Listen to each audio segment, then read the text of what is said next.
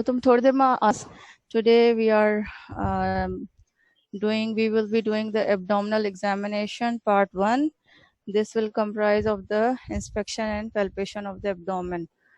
So first of all, I will like to tell you the 9 regions of the abdomen, because whatever you do on the inspection and palpation, you have to define in technical or medical terms according to the regions of the abdomen. So this is a midclavicular line, and these are the two midclavicular lines. They vertically divide, and these are the two horizontal lines. These divide the abdominal region into 9 quadrants. The right and left hypochondric regions. Then in the center is the epigastric region.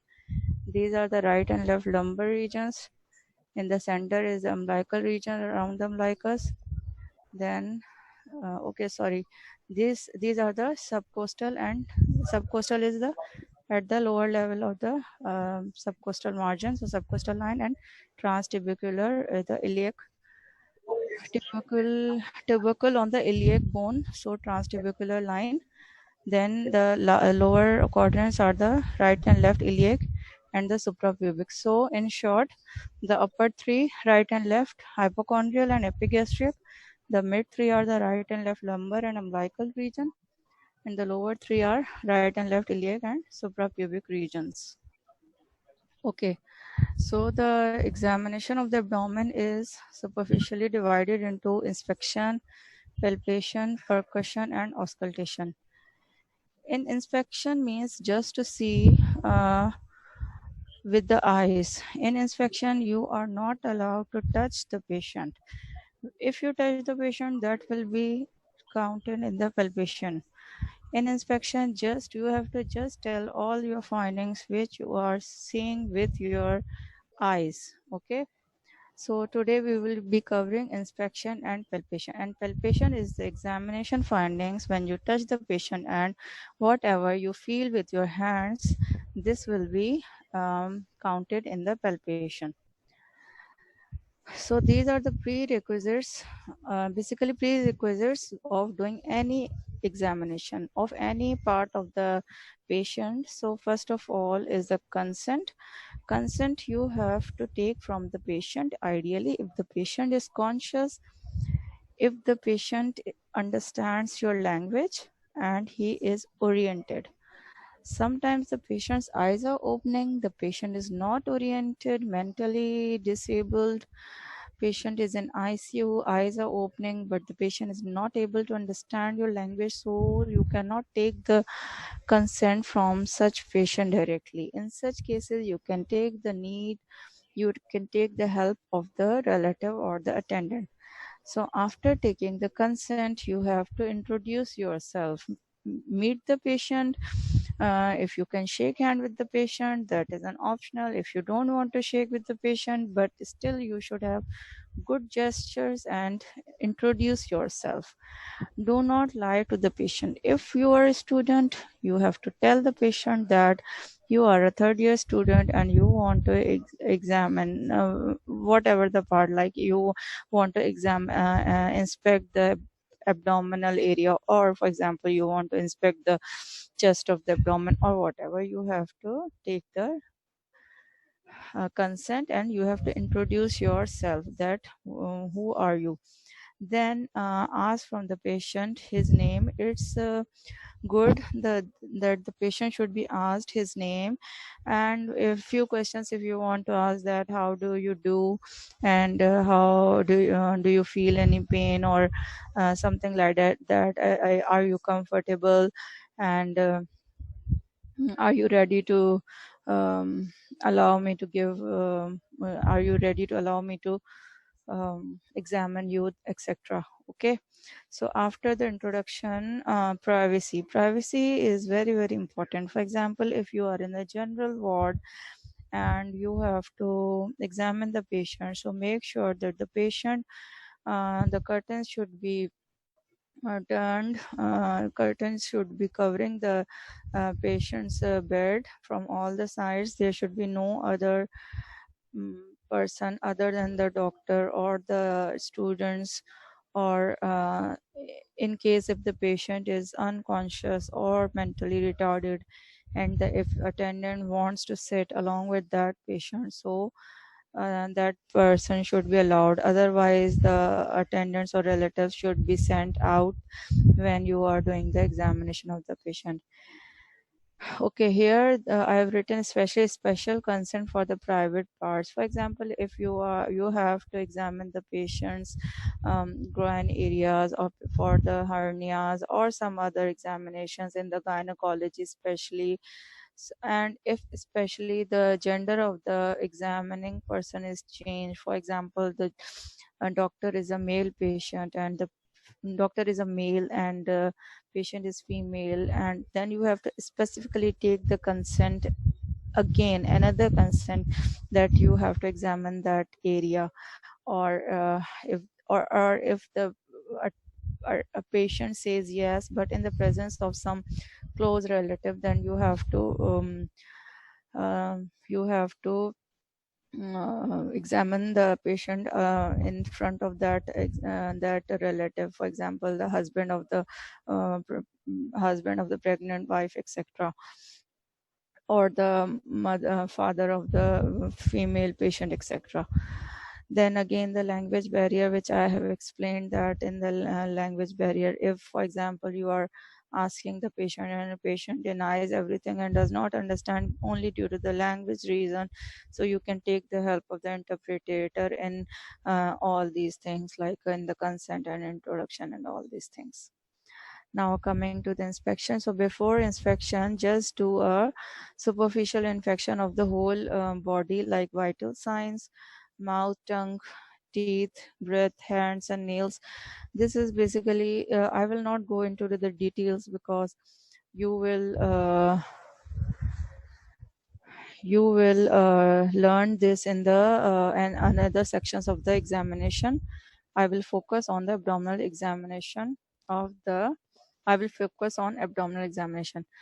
So in abdominal examination, the patient should be relaxed in a warm environment. The patient should not feel very cold, should not be shaky, shivery, should not feel very hot, or should not be sweating. There should be windows open, or at least air conditions or fans, so that the patient physically should be relaxed. Then the patient should be lying on the back. The patient should be supine. I will show, don't worry, I will show you the pictures and the videos so that you will further understand what I'm trying to say. So the patient should be lying on the flat with the hands by their sides. So many times the doctor or the student examine and that their hands are sometimes behind behind their neck, sometimes over the chest, sometimes over the abdomen. But no, the patient's hand should be by the sides of the body and a single pillow under the head. So now here many examiners ask that will the examination should be with the pillow or without pillow. So there should be single pillow, because without pillow it is very difficult for a person to lie down, especially if the patient is having some respiratory problems or some breathing problems. So it's difficult, and if the patient is so the single pillow is allowed. Then hips and knees must be flexed, and this is not mandatory, but if possible you can flex the hips and knees of the patient to relax the abdominal muscles. Otherwise sometimes the muscles are taut and it will be difficult to examine. Then another thing is the abdomen should be exposed from xiphisternum to the suprapubic area. Xiphisternum is, if you remember the anatomy, okay, this is, here is the xiphisternum, this is a sternal bone, and here is the xiphisternum. So it should be exposed from this above chest area may not need to be exposed, so it should be exposed from this xiphisternum to the suprapubic area. Okay, this is these are the pubic bones, or sorry, here is the pubic bone below the lower quadrant. So till this area you have to expose, and because of the some ethical and cultural norms, sometimes we do not expose this area and just above that. The abdomen should be exposed. This is the ideal exposure area from xiphus sternum to suprapubic area. Inguinal and genital areas are covered until they are to be examined. Okay, so examiner should have warm hands. Again, what because if you touch the patient will should not feel much cold or much discomfort, so they should have, so ideally you have to rub the hands before palpation, but this is not important for inspection. Definitely the examiner should position himself or herself to be level with the abdomen, because assume that you are standing and the patient is lying on the bed, so you have to lower down, kneel down basically, and your eye level should be at the level of the abdomen. So your position and the position of your eye should be at the same level. So again, these are the areas which are need to be examined. Now coming to the inspection of the abdomen, these are a few things which we see on the examination. Like in inspection you have to see the scar marks, stria are basically the marks. I will discuss in detail. Then mass, any abdominal, any visible mass or some cancers, any distension of the abdomen, pulsations of the abdomen in case of any, if you see the vessel and it is moving, this is called pulsation. So the skin of the abdomen, whether it is normal color, some discoloration, some red marks, scar marks, anything, distension, swelling, dilated veins. Again, okay, dilated veins are the static veins. These are just the veins which are visible over the abdomen. And peristalsis are these, this is sorry, peristalsis is the movement of the gut which you see. Usually the peristaltic sounds or the gut sounds are auscultated with a stethoscope. But if there is some obstruction or some problem of within of the gut, you can see the vessels. These are visible, vessels. See the peristaltic movements of the gut. So these are visible peristalsis. Then abdominal wall movement. Obviously, the abdomen is moving with each breath of respiration. So you have to observe that the abdominal wall is moving equally with respiratory movements, with the inspiration and expiration or not. If the chest is silent, you can sometimes in the respiratory diseases you can only see the uh, abdomen moving while the chest movements are silent or very decreased or absent. Vice versa, if there is some problem, or example, if patient is in severe pain due to any abdominal pathology, there might be reduced abdominal movements while the chest movements are normal. So you have to correlate whether the abdominal wall movements are along with the respiratory movements or not. Okay, now the inspection. In inspection, first of all, here you can see the abdominal area and all the 9 quadrants, above 3, mid 3, and the lower 3 with proper exposure.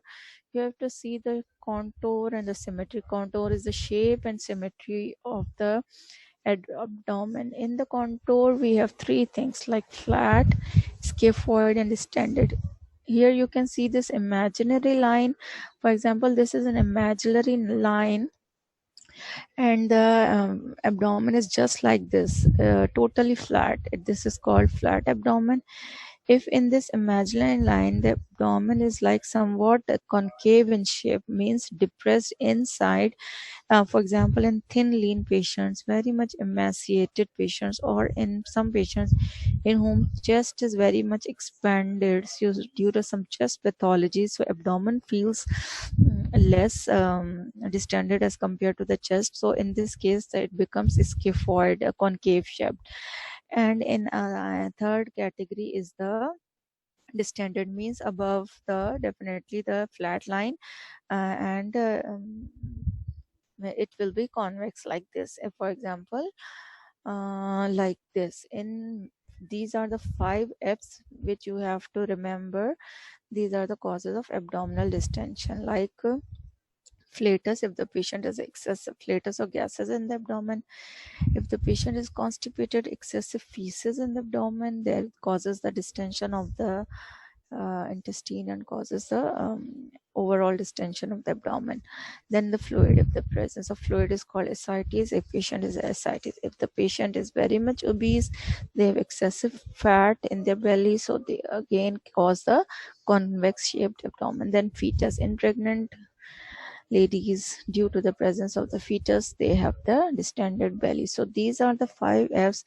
This causes the distension of the abdomen. Remember, all these causes of the distension, these causes the symmetrical distension of the abdomen, like all over the abdomen is distended.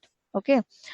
But sometimes the distension is asymmetrical. And asymmetrical, why asymmetrical? Because of some pathology, sometimes a tumor, sometimes the intestinal obstructions, some swellings, etc. So I'm showing you the examples of the asymmetrical abdomen. Like in this picture, you can see there is swelling above the umbilicus. The swelling, though the shape of the abdomen here, you can say there is asymmetrical swelling, but the swelling is rounded, very sharp and demarcated margins, and this is above the level of the umbilicus. So here is the another example, and this patient is having asymmetrical bulge, infect or swelling in the right here. This is the right iliac fossa, this is the right lumbar. So every time if you see an asymmetrical swelling, you have to tell the quadrant or the region as well, which I have already mentioned. So in this case is the right lumbar, and the right inguinal region in this case is the epigastric region, and some portion of the right and left hypochondric region. And here again there is a asymmetrical swelling in the left abdomen, in the left hypochondric and the left lumbar region. Okay. So in the inspection, you have, as I mentioned earlier, you have to see the color of the skin. You have to tell us if there are any visible marks or discoloration. Like in this case is a bluish discoloration due to the accumulation of the blood. In this case, these are the red spots. These are called the De Morganian spots, and these are present in the old age or other pathologies. So you have to tell us the red spots if they are visible. Then this is some old scar mark due to anything like a previous trauma or any birthmark or anything like that, scar mark. This is again the bluish discoloration in the flanks. So you have to tell on the inspection of the abdomen. We have discussed the distension, symmetrical distension and asymmetrical distension. Now come to the scar marks. Scar marks, obviously they can be birth marks, they can be after surgery, they can be traumatic. Whenever you see a scar mark, you have to tell us few things, like the the site of the mark. Like in this case, it is in the center of the abdomen and it is supraumbilical, above the level from the xiphisternum. You have to tell the exact what you can say exact size with the inch tape as well. When you touch the patient, then you with the inch tape you will see the length of the scar mark. Then you have to mention the exact site, that like in this case from the xiphisternum to the umbilicus, and this is central, and you have to tell us that it is vertical, horizontal, diagonal, circular, or whatever. So in this case you have to define like this: there is a vertical midline scar mark from the xiphisternum to the umbilicus, and this is this much in length with the inch tape. Coming to the second type, you can say that there is a diagonal scar present in the right inguinal fossa. Basically, this is the McBurney point, and here the appendix is present. So those patients who underwent an appendectomy, they usually have these scar marks. So this is the diagonal scar mark, for example, around 4 to 5 centimeter from the in the right iliac fossa. This is the scar mark of the cholecystectomy patients who have the gallbladder operation, like you have to mention that there is a scar mark in the right hypochondric region. This is diagonal and this is subcostal. This is a subcostal margin and this scar is parallel to the subcostal area. Again, this is similar kind of scar, and here this is the in this case this was above the umbilicus, in this case this was below the umbilicus, and this is vertical midline scar, infra sorry, suprapubic. This is suprapubic region, so you have to tell this. Then again come to the stretch marks. Stretch or scratch marks. Stretch marks are due to most commonly to the two reasons. First is the stretching of the abdominal wall due to the pregnancy. These are called stria gravidarum, as you can see in this patient. If the patient is pregnant, the abdominal wall getting stretched with the pressure of the fetus, so you can get the stretch marks. Another cause could be the when the patient loses weight. So if initially the belly is distended and after the weight loss, you will see the stretch marks due to the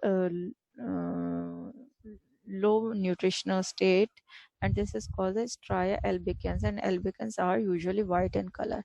And this is an example of the scratch marks. Scratch marks, if the patient is having itching of the abdominal skin due to any reason, local reason, generalized body itching, allergic reactions, or whatever, any insect bite or any reason the patient has, can have the scratch marks. So stretch and scratch marks can be seen on the abdomen.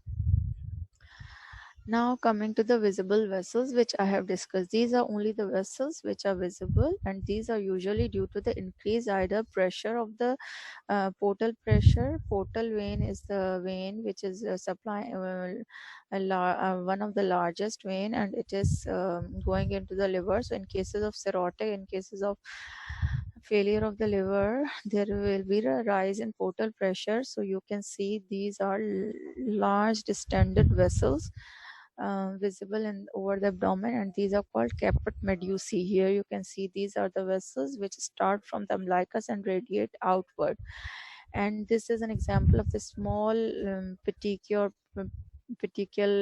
areas, and these are the smaller bluish vessels which are visible over the skin. Now, another very important area to be examined is the umbilicus. Umbilicus, as you know, is the normally the umbilicus is present in the center of the abdomen. So, but due to some pathologies, there can be shifting of the umbilicus or in the shape, size, or anatomy change. So, when you have to comment on the umbilicus in terms of shape, in terms of position, whether it is normal or it is displaced upward or downward or sideways, and whether there is hernia, umbilical hernia present or not. I will give you the showing you the pictures, and then we will discuss like this. These are the few of the shapes of the abdomen, okay, this is the slit like opening of the abdomen, this is the vertical slit, this is the horizontal slit of the umbilicus, this is the vertical slit, and similarly this is umbilical hernia.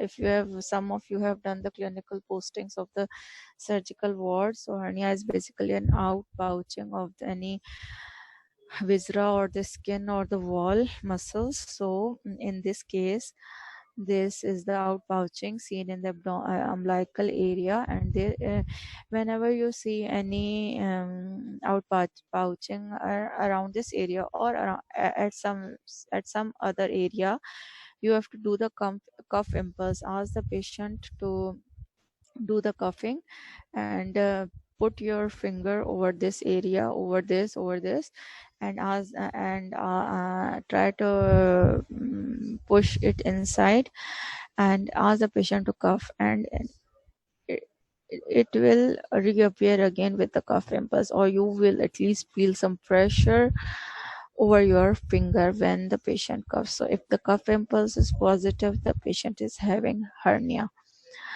This is a picture showing the displacement. In this adult child, there is a gross distension of the abdomen causing the downward displacement of the umbilicus. Sometimes there is a tumor in the lower part of the body, variant tumors or some other pelvic pathologies that causes a displacement of this umbilicus towards the xiphisternum, means displacement upward. Okay, so here I would like to share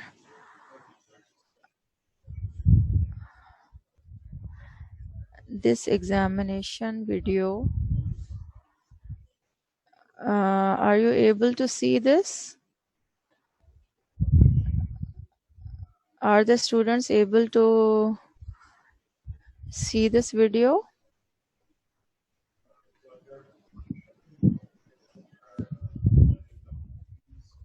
Can you see this video?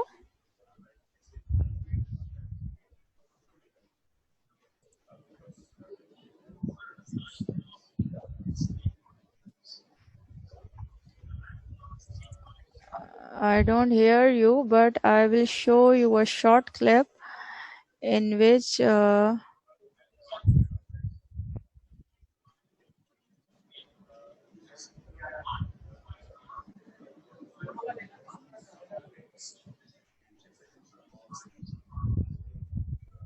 okay, here the doctor is initially taking the consent of the patient, explaining the procedure, what he is going to do, and then ask the patient to expose the patient. Here the doctor, okay, is making the proper position. As we have discussed, the patient should lie supine with the hands by the side and exposing himself. If the patient is conscious oriented, patient can expose himself. So in this, the patient has exposed himself with the assistance of the doctor, and now the doctor, this is the level with the patient, as I was mentioning, that you have to bend downward and okay, ask the patient to take the deep breaths.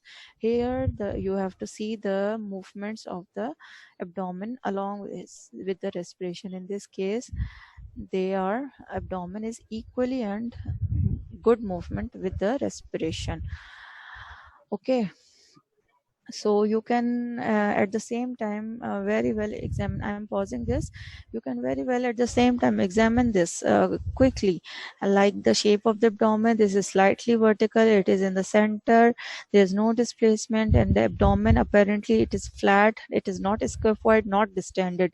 There are obviously no scar marks, no visible vessels, pulsations, or any masses. So at the end of the inspection, you have to tell your examiner or make yourself in mind, or if you are writing out down the findings somewhere, that in this case, for example, the abdomen is flat, this is moving with respiration, and there are no visible pulsations, scar marks, or some enemas or stria, and the umbilicus is central, and there it is vertical. Okay, sorry, I don't hear any. I'm just hearing the noises, but not any specific comment.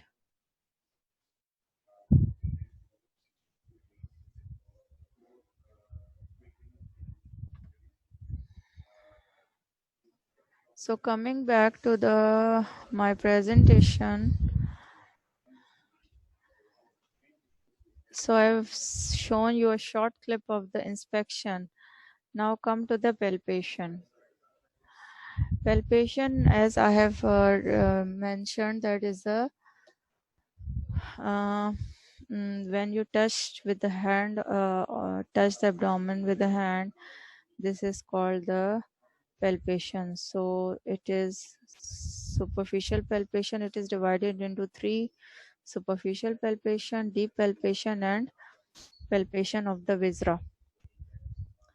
So superficial palpation. Okay, use the flat of the palmar surface of the finger. As you can see in this picture, the doctor is using the palm or palmar surface of the hand to palpate the abdominal wall. Okay, do not palpate with the fingers, and especially if your nails are enlarged, so that will hurt the patient. So always start palpation away from the site of the patient pain.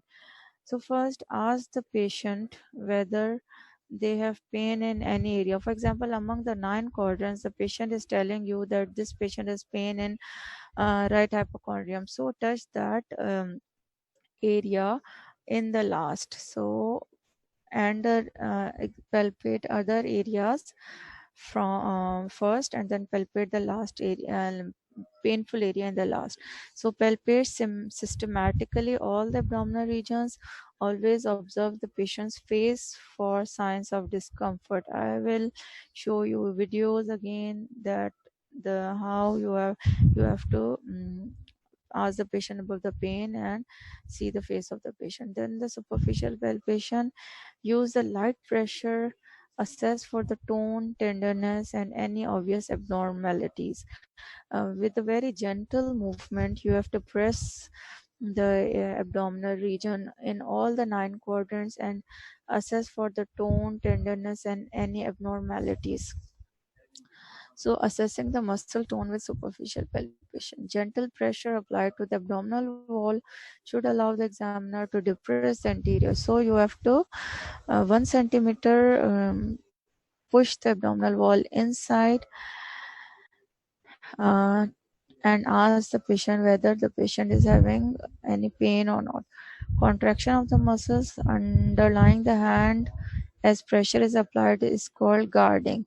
So this is a natural phenomena that whenever some external force or external pressure or thing touches your body, you react, and that is natural. So if the abdominal muscles get um, tensed a little bit, then that is normal. But in cases of inflammation, they are contracted, and this is called the guarding. So contraction of the muscles underlying the hand as pressure is applied is called guarding and may indicate some underlying inflammation. And another term is called the rigidity. What is rigidity? A rigid abdominal wall resisting any attempt to push back the abdominal wall.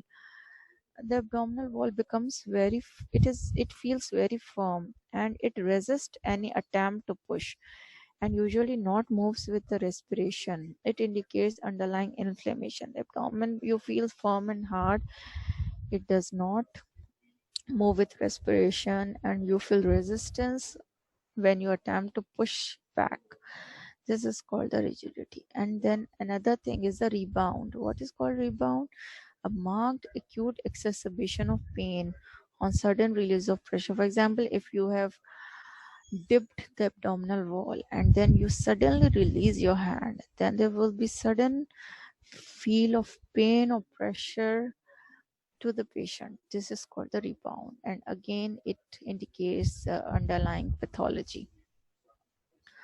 Okay, after the superficial palpation, there will be deep palpation. And how deep palpation is done can be done using 1 or 2 hands. Make sure not to push down on the fingertips I've mentioned. Do not push inside your fingertips. Do it with your palmar surface. So in deep palpation, use the firm pressure to assess for the deep swellings and abnormalities. Okay, in superficial palpation, you will feel the tenderness or pain if it is present superficially, or any superficial mass, or any superficial uh, superficial any like swelling or discoloration, anything. In the deep palpation, palpate for the deep swellings and abnormalities. Deep palpation must be done with a palmar aspect on the same level as the abdomen, which I have shown you in the video. Okay, so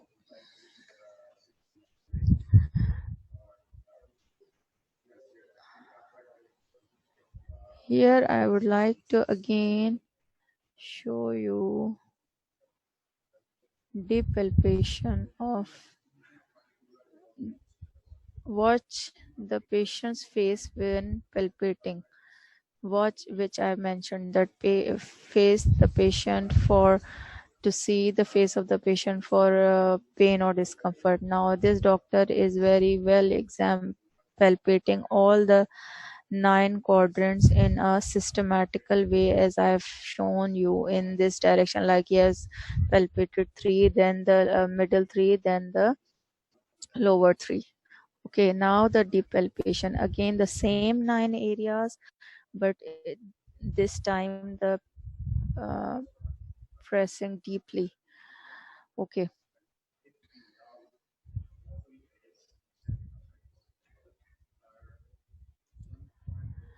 so that was the deep palpation.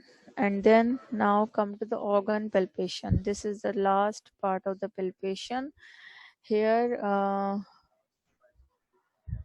you have to palpate these organs one by one. First is the palpation of the liver, then the gallbladder. We usually, gallbladder is not palpable until it is very much enlarged, and usually you see this in the surgical wards.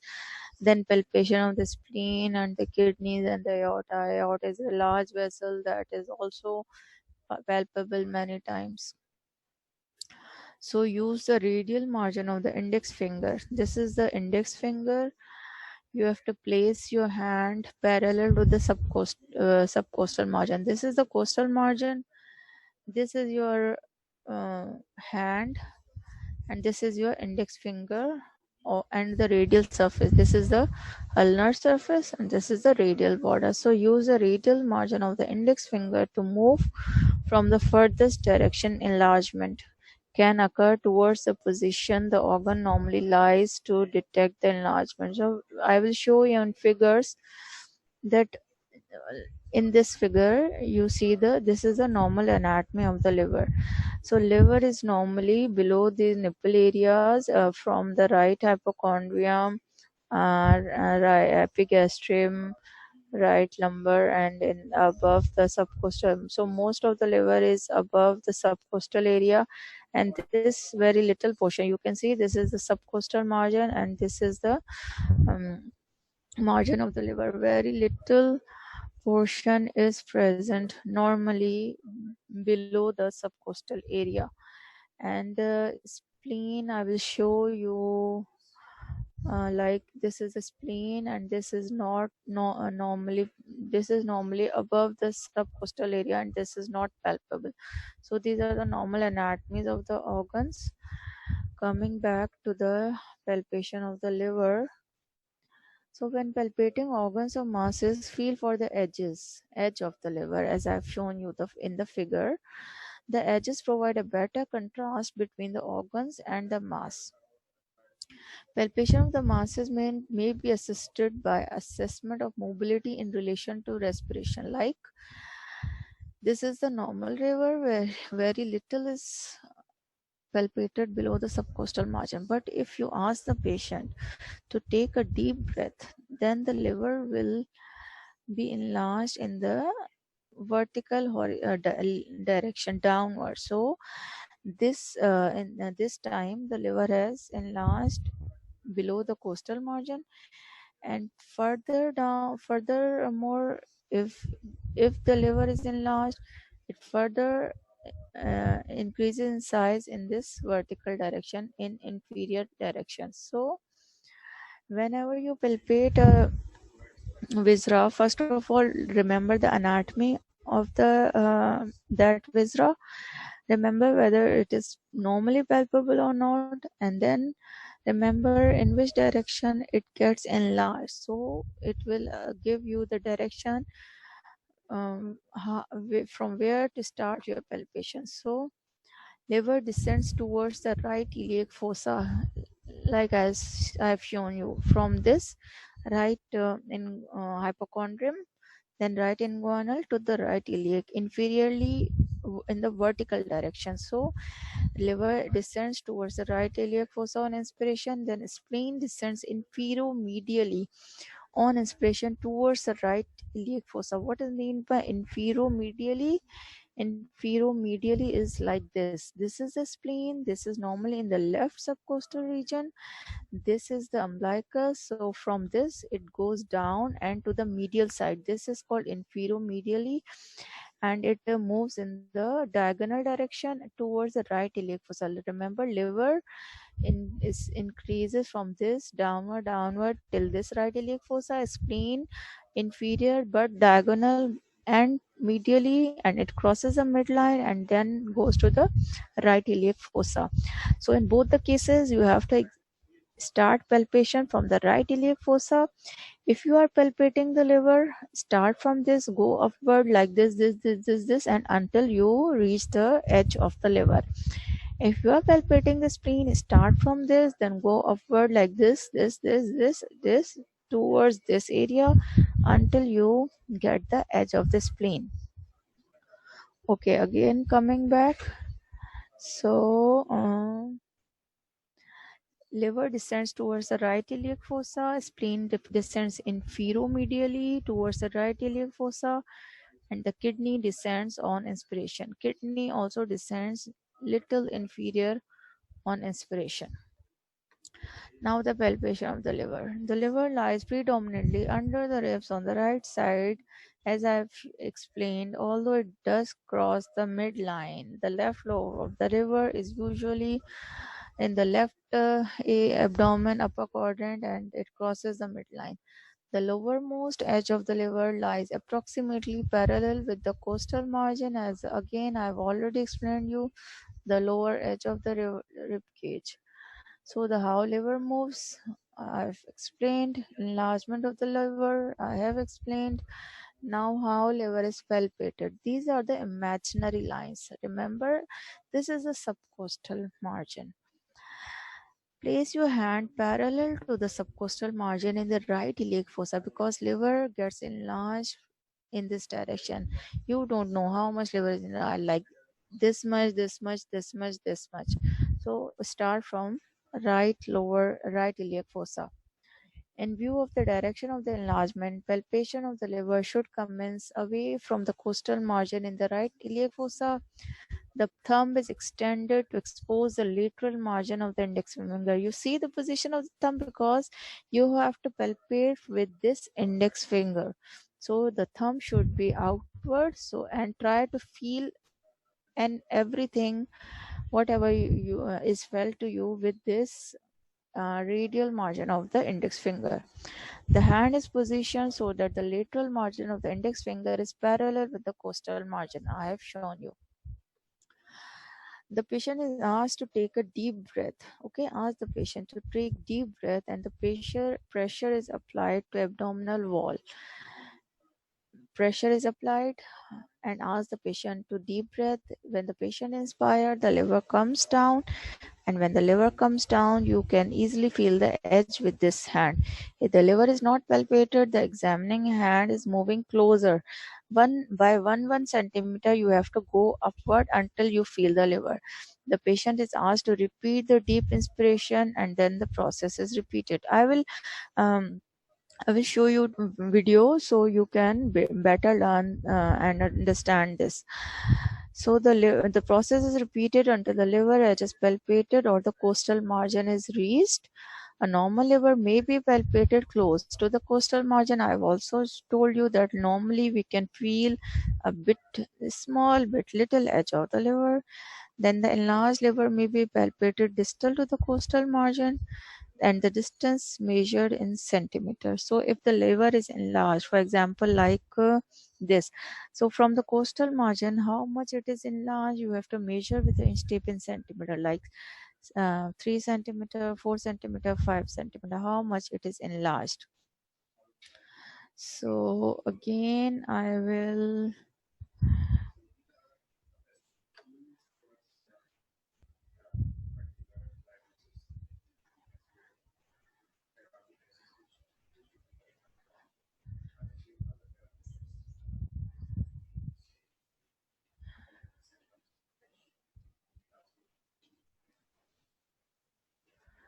Okay, here you can see that, okay, this doctor is palpating the spleen. Like, ask the patient to take the deep breath and then do the palpation.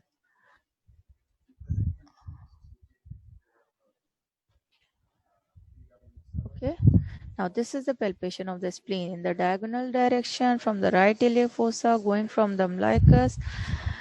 If the spleen is not palpable, you have to turn the patient and then palpate again and push the fingers inside. Okay.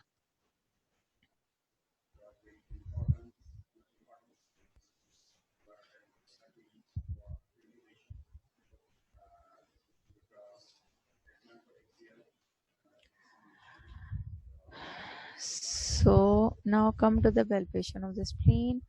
The spleen lies entirely under the ribs on the left side. The normal spleen is fist size. It is a very small size and you cannot normally palpate the spleen unlike the liver. And the long axis of the spleen lies along the line of the 10th rib. This is the long axis and this is the axis of the rib. So it is along the 10th rib. Okay. So as you were mentioned, the spleen goes down like this. So spleen moves infero-medially. Even on deep inspiration, the normal spleen cannot be felt because it is very much above the costal margin. So to palpate the spleen, it must be enlarged to at least twice the normal size. Okay. So it should be 2 times enlarged in order for us to palpate the spleen. So this is figure is showing the enlargement of the spleen. Indeed, a massive spleen may extend into the right lower abdomen. When very large, you may be able to palpate the splenic notch. Here is the splenic notch, and if it is very much enlarged, you can feel the notch over here as well.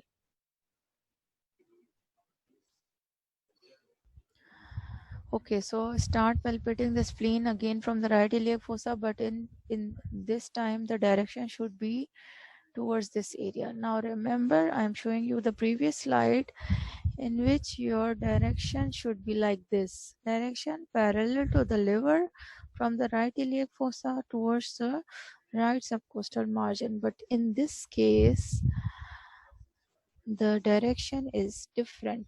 The thumb at the side so that you can feel from the index, radial margin of the index finger. Start from the right iliac fossa, go diagonally towards the left subcostal margin to crossing the umbilicus towards the spleen. Okay. In view of the direction of the enlargement, palpation for the spleen should commence away from the costal margin in right iliac fossa.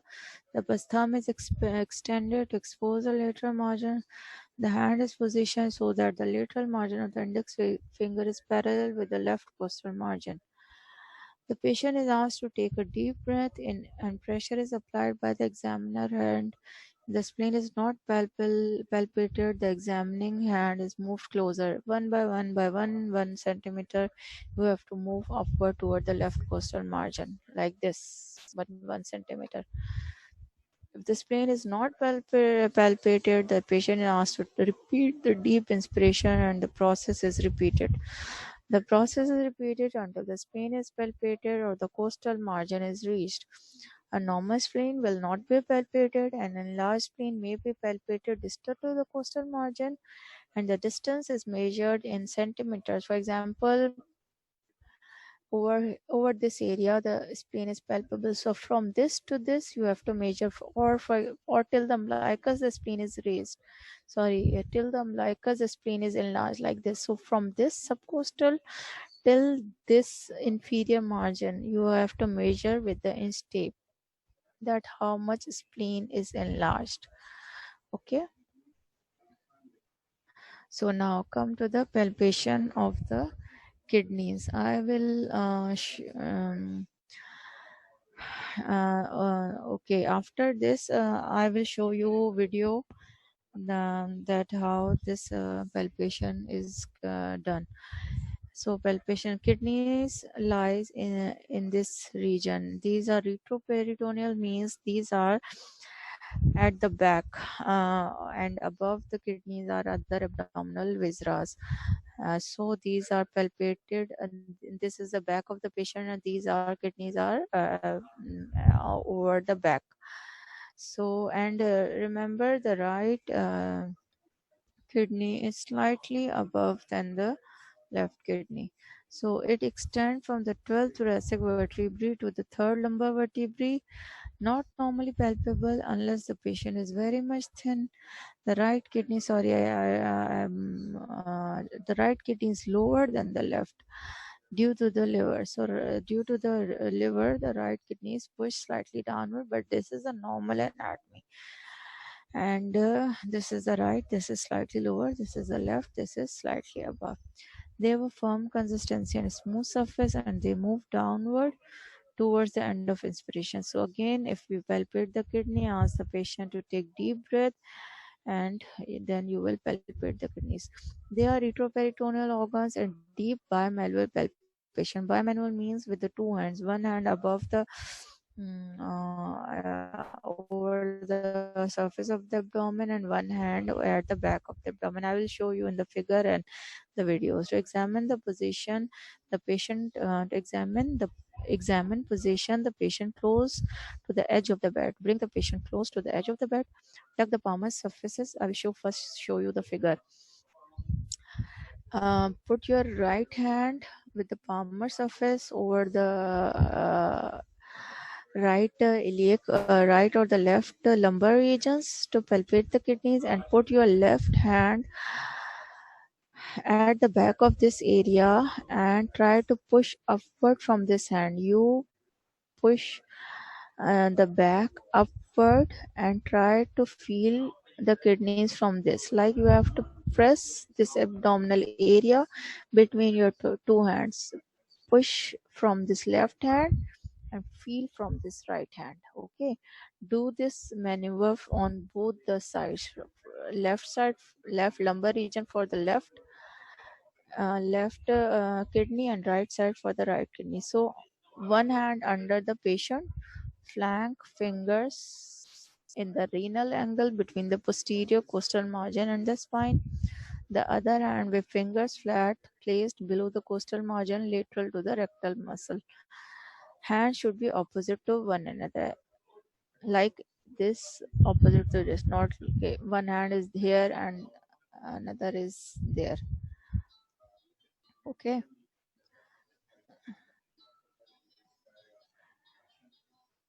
So palpate the lower pole of the kidney between the fingers of both the hands. Ask the patient to breathe in deeply and press the fingers of both the hands firmly together. The rounded lower pole of the kidney may be felt between the opposing fingers. Between these two hands, between the fingers, something, you will feel something. As the opposing fingers, as the patient breathes in and out. This is the rounded lower pole, and you press this area between your two hands. You will feel something with over here. Okay. So now I will show you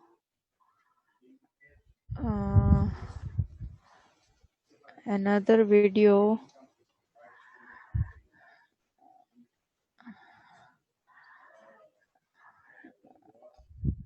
to,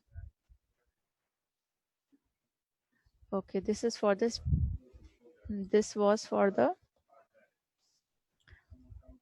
I will show you again. This was for the kidneys. Press with the both and then feel. And now in this, the doctor is examining the aorta. So press both the hands and feel. If you feel any pulsations or something, you can see this is aorta. Okay.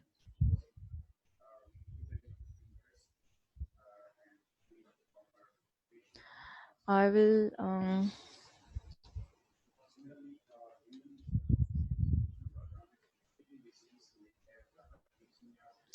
okay, now I will show you another video.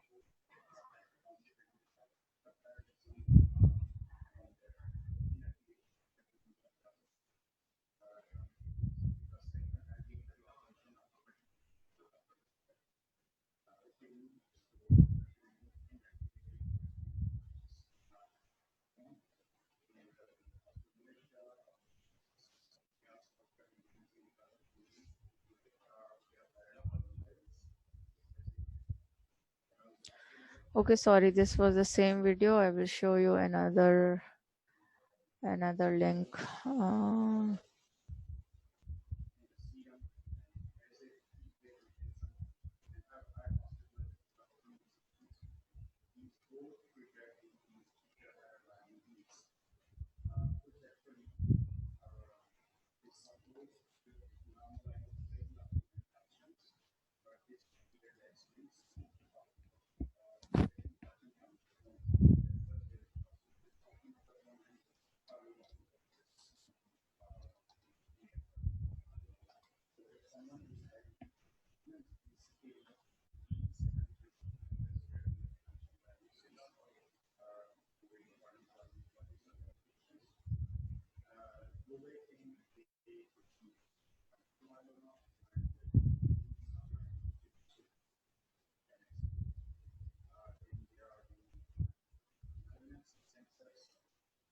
I'm so sorry, students. There's some problem. I'm again getting the same link. I don't know where are the other links. Let me find out. Where is the other link? Let me check this.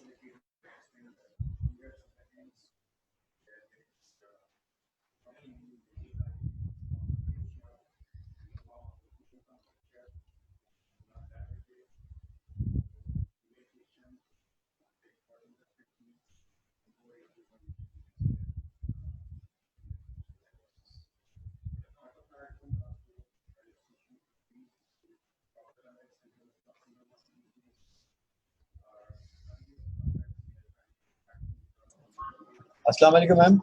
Yes, okay. Yes, ji. Ma'am, your lecture is over. हाँ, बस एक video दिखानी है, फिर over है, फिर question answers. ठीक है मैडम, ठीक है मैम। नेक्स्ट क्लास शुरू होने वाले 3 मिनट बाकी हैं। नहीं, क्यों? मेरा 12 to 1:30 था ना। अगर आप कहते हैं तो मैं बंद कर देती हूँ। मेरा तो 1:30 तक टाइम है जी।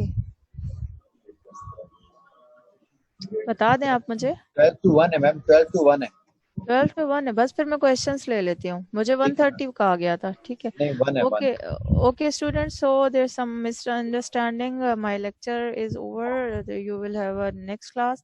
If you have any questions, you can ask me. Because I thought my time is till 1:30, but now I have been told that it's still 1. So if any questions, you can ask me. Any questions? My dad will get drink first. Raise your hands or in case of any questions or any Like first my dad was like, should we just not tell her? Sorry, your voice is not clear. He was like, should I just not tell her? Should we not tell her? And then like, how can you lie? And I was like, I can't like, you know, like झूठ सच हमेशा निकल आता है वहाँ सामने, and then the person is like, कुछ झूठ क्यों बोल रहे? What? Better to like, say the truth once than to say 10 lies and then finally say the truth. So I was like, you should just tell her. And I needed to make the Nikki take kind of charge. So I haven't gone down yet. She'll probably be in Gucci today. If you told her. अच्छा What? I can't hear you. Any questions from the presenter? I cannot hear any voice clearly. Ma'am उनको आप उनको बोले कि message पे question type कर रहे हैं, जैसे तो आपको फिर समझ ही नहीं आएगा। Okay, please type your message.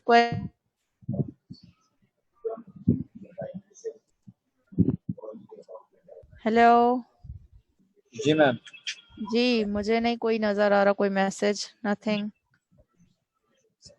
Hello, can you type any message? किसी को कुछ पूछना है?